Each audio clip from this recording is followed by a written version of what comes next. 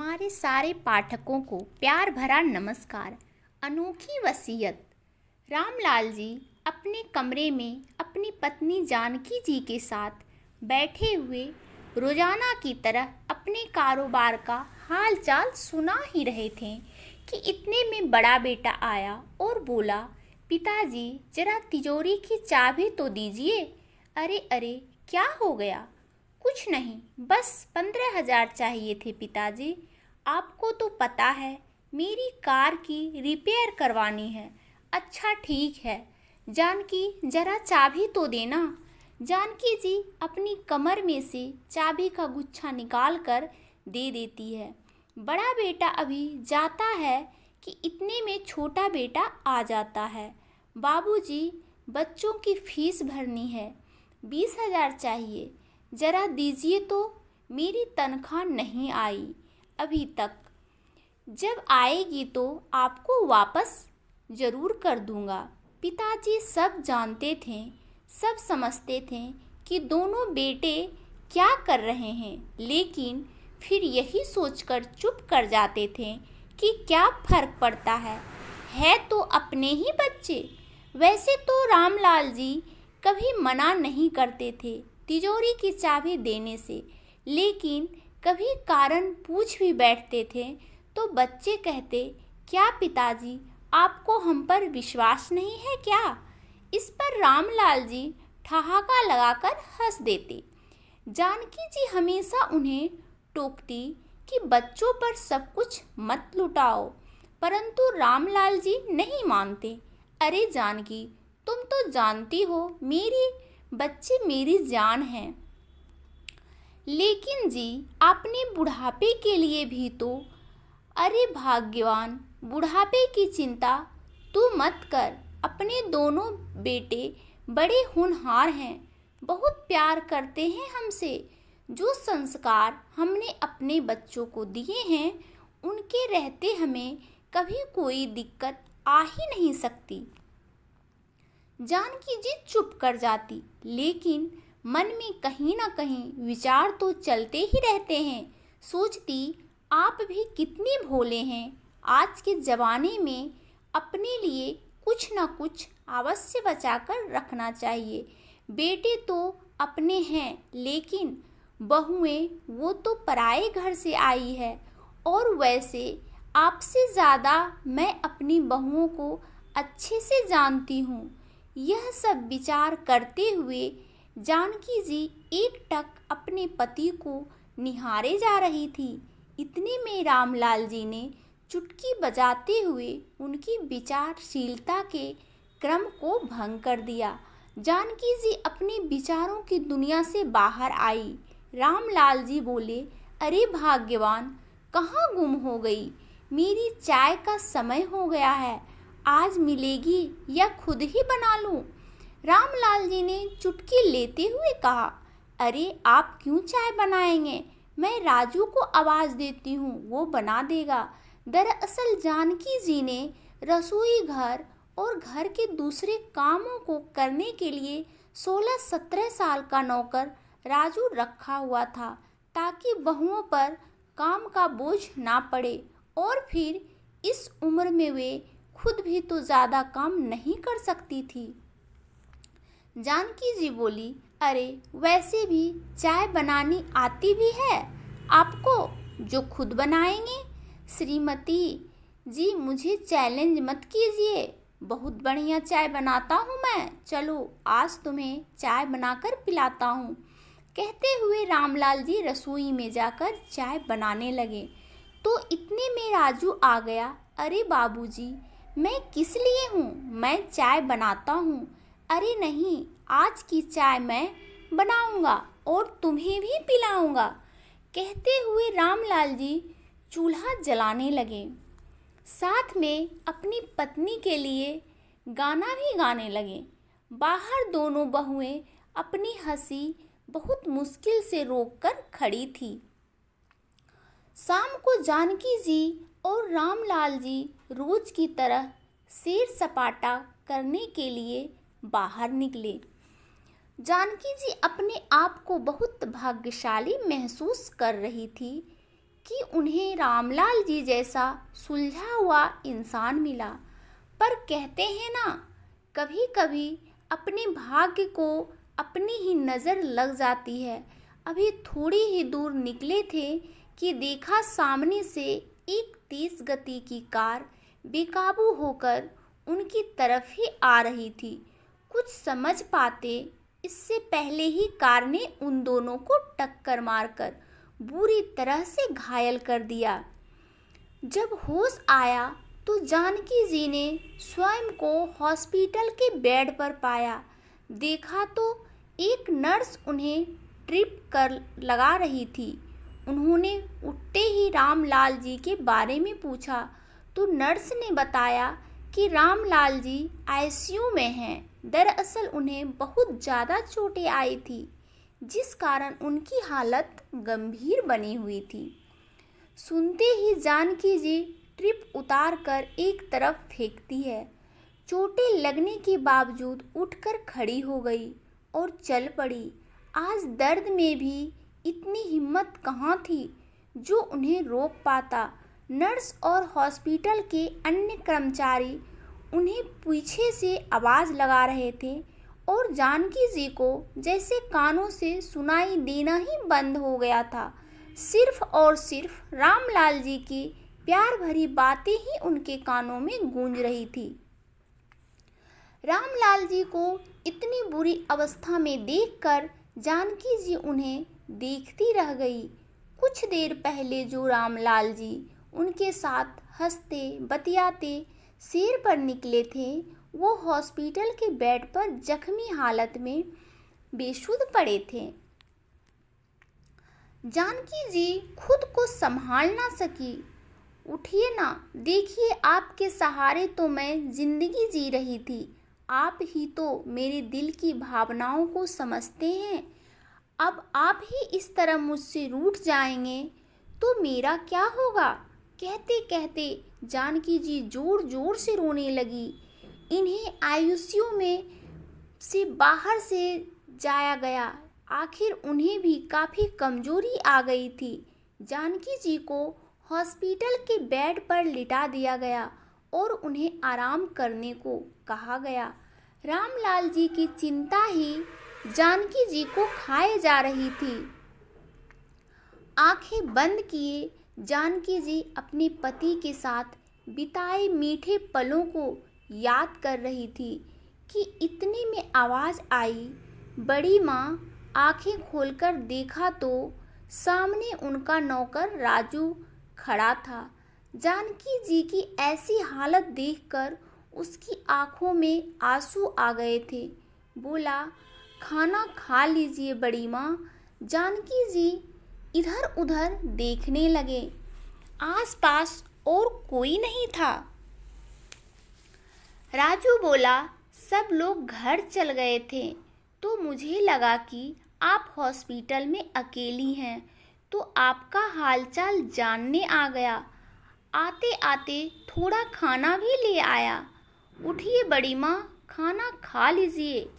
बाबूजी भी जल्दी ही ठीक हो जाएंगे, आप चिंता मत कीजिए। राजू का स्नेह देखकर जानकी जी को कुछ हौसला हुआ। उन्हें लगा कि उनके साथ कोई तो खड़ा है इस दुख की घड़ी में। इतने में नर्स अंदर आई। बोली, जानकी जी आपके पति को होश आ गया है। राजू उन्हें रामलाल जी के पास ले गया। रामलाल जी होश में तो थे परंतु अपने हाथ पैर नहीं हिला पा रहे थे। यह देखकर जानकी जी दर्द और चिंता से भर गई, लेकिन अपने पति के सामने कमजोर नहीं पड़ना चाहती थी। इसलिए तुरंत अपनी पीड़ा अपनी आंखों में समेटकर रामलाल जी की ओर देखकर मुस्कुराई और बोली, भगवान का शुक्र है आप ठीक हैं। अब हम जल्दी ही अपने घर चलेंगे। तबीयत थोड़ी संभलने के बाद उन दोनों को हॉस्पिटल से छुट्टी मिल गई। वे दोनों घर तो आ गए, लेकिन रामलाल जी अब व्हीलचेयर पर आ चुके थे। वह चलने फिरने में असमर्थ थे। घर पर आने के बाद तो जैसे जानकी जी और रामलाल जी की जिंदगी ही पलट गई। जो लोग कभी घर के मुखिया हुआ करते थे, इस घर की रौनक हुआ करते थे, वे दोनों अब अपेक्षा की नज़रों से देखे जाने लगे। बच्चों को अपने माता पिता ही बोझ लगने लगे। रामलाल जी की दवा पानी सब जानकी जी ही करती थी। एक दिन राजू किसी काम से बाजार गया था तो जानकी जी ने अपनी छोटी बहू से कहा, बेटा अपने बाबूजी के लिए कम नमक मिर्च का थोड़ा सा दलिया बना दो। तो बहू ने टका सा जवाब दे दिया, माँ जी हमें और भी बहुत सारे काम हैं और पिछले कुछ दिनों से जो घर की हालत चल रही थी, हम किटी पार्टी भी नहीं जा पाए। आप यह काम खुद ही कर लीजिए तो अच्छा होगा। कहते हुए बहू तैयार होकर किटी पार्टी में चली गई। कभी जानकी जी बेटों को दवा या फल लाने को कहती तो कोई ना कोई बहाना बनाकर इनकार कर देते। बेटों का साथ देने के लिए बहुएं भी आ जाती। माँ जी कितना भी खर्च कर लो, अब बाबूजी तो ठीक होने वाले नहीं हैं, तो थोड़ा सोच समझकर बात किया करो खर्चे की। इन तीर भरी बातों से माँ का कलेजा छलनी हो जाता। मन ही मन वो भी जानती थी कि बेटों को यह सब सिखाने वाली बहुएं ही हैं। सोचने लगी कि यही बेटे छोटे छोटे खर्चों के लिए बाबूजी बाबूजी करते हुए आ जाते थे। अब बाबूजी लाचार हो गए हैं तो दूध में से मक्खी की तरह निकाल कर फेंक दिए गए हैं। बेटे बहू की जली कटी सुनकर जब जानकी जी कमरे में आई तो देखा रामलाल जी की आंखें आंसुओं से भरी हुई थी। रामलाल जी जानकी जी को देखकर बोले, मैंने अपने दोनों बेटों को अपने दोनों हाथ समझा था, लेकिन मुसीबत में यही दोनों बेटों ने हमारी परवरिश को ही नाकार दिया। लेकिन जानकी तुम मेरी चिंता मत करो, मैं बिल्कुल ठीक हूँ। अरे तिजोरी की चाबी कहाँ गई? यहाँ तो रखी थी। इधर उधर देखते हुए जानकी जी बोली। राजू जो पास ही खड़ा सब बातें सुन रहा था, जानकी जी से बोला, अरे सुबह ही तो छोटी भाभी और बड़ी भाभी कमरे में आई थी, क्या पता उन्होंने ली हो। यह सब सुनते ही जानकी जी चौंक गई, लेकिन खुद को संभालते हुए बहुओं के पास पहुंची। बहुओं, तिजोरी की चाबी क्या तुम्हारे पास है? जानकी जी थोड़ा सुकचाते हुए बोली। बहुएं तो जैसे तैयार ही खड़ी थी चिल्लाने को। माँ जी आप तो पैसा लुटाने में ऐसी लगी हुई हैं जैसे कि पैसे पेड़ पर उग रहे हो। अब तो आपके पति की कमाई भी नहीं रही, इसलिए पैसे को कैसे बचाना है यह हम अच्छी तरह जानते हैं। अब वह चाबी आपको नहीं मिलेगी। बहुओं का बेशर्मी भरा जवाब सुनकर जानकी जी हैरानी से उन्हें देखती रह गई। अगले दिन जानकी जी जब सोकर उठी तो देखा रामलाल जी को थोड़ा बुखार था। जाकर बेटों से कहा, तुम्हारे बाबूजी को हॉस्पिटल लेकर जाना है, बुखार लग रहा है और रूटीन चेकअप भी करवाना है, तो गाड़ी ले चलो। इतने में छोटे बेटे का जवाब था, गाड़ी में पेट्रोल नहीं है, आपको पता ही है घर में पैसों की कितनी तंगी चल रही है। ऊपर से बाबूजी सब काम धंधा छोड़कर घर बैठ गए हैं। इतने में बड़ा बेटा भी आया और बोला, माँ आप समझती क्यों नहीं हैं, हम लोग नौकरी पैसा करते हैं, इतना समय नहीं होता हमारे पास कि ये फालतू के काम करते रहें। राजू को बोलकर ऑटो बुला लीजिए और चले जाइए बाबूजी को लेकर। जानकी जी अपमान का घूंट पिए चुपचाप खड़ी थी। उन्होंने उस समय कुछ न बोलना उचित समझा।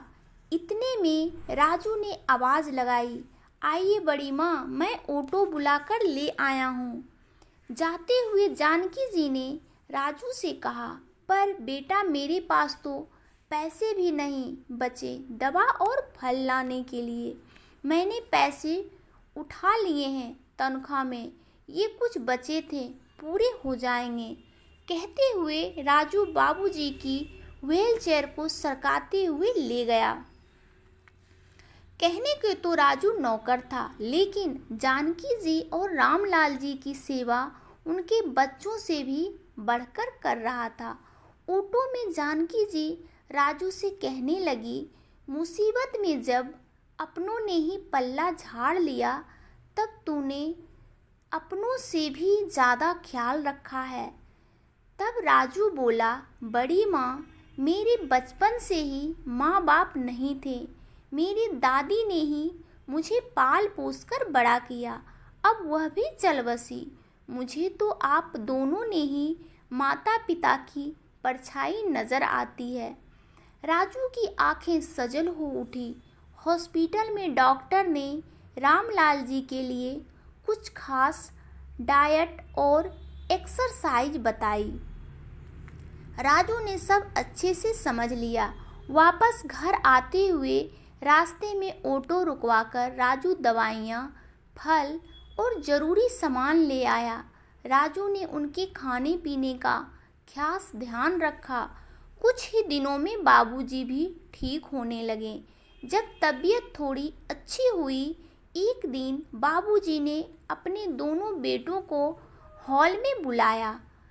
क्या बाबूजी, आपको तो कोई काम धंधा है नहीं और आप सारा दिन हमें भी परेशान किए रखते हैं। दोनों बेटे चिल्लाते हुए अपने अपने कमरे से बाहर आए।